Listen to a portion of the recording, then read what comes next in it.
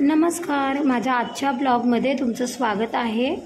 Veg खाऊन खाऊन कंटाळा आलेला आहे, म्हणून म्हटलं चला काहीतरी नॉनव्हेज रेसिपी बनवूयात। मी बनवला आहे बोंबीलचा रस्सा।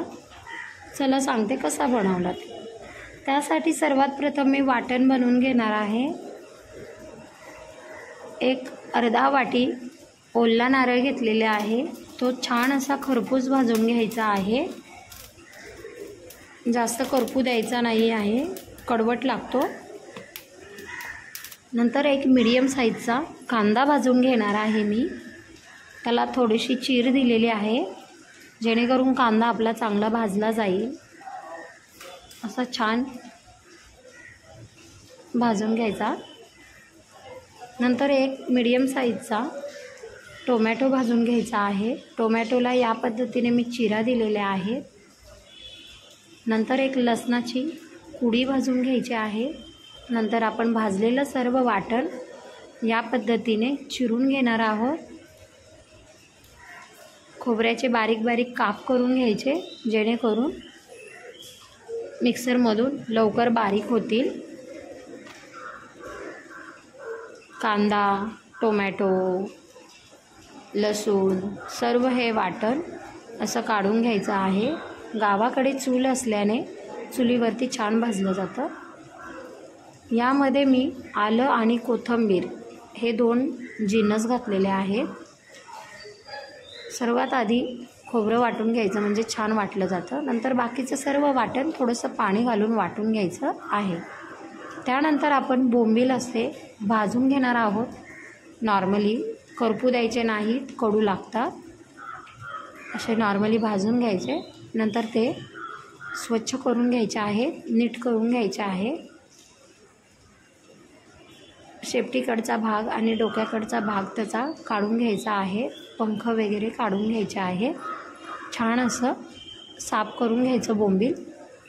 नंतर आपण त्याला कोमट पाण्यात टाकणार आहोत आणि वरतून ज्वारीचं पीठ किंवा बाजरीचं पीठ टाकून छान असं धुवून घेणार आहोत। त्याने वास त्याचा निघून जातो, वशाळ वास येत नाही। नंतर कढई गरम करायला ठेवलेली आहे मंद आचेवरती। त्यामध्ये आपण 2 चमचे तेल घालणार आहोत। तेल छान असं गरम झाल्यानंतर आपण त्यामध्ये बोंबील फ्राय करून घेऊ। असे छान फ्राय करून घ्यायचे तेलामध्ये। नंतर मसाले घालायचेत। घाटी मसाला, लाल तिखट आणि हळद घातलेली आहे। नंतर आपण बनवलेलं वाटण घालायचं आणि तेल सुटेपर्यंत छान असं परतवून घ्यायचं आहे। वेळ लागला तरीही चालेल, परंतु पाणी लगेच ओतायचं नाही आहे। छान असं तेल सुटू द्यायचं आहे। परतवून झाल्यानंतर आपण यामध्ये गरम पाण्याचा वापर करणार आहोत। गरम पाण्यामुळे आपल्या भाजीची टेस्ट बिघडत नाही। शक्यतो गरमच पाणी वापरायचं आहे।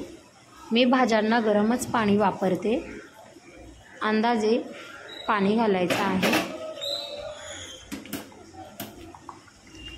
आपल्याला हवं तेवढं पाणी आपण घालू शकतो। जास्तही घालायचं नाही, नाहीतर पातळ होईल भाजी। मीडियम घालायचा।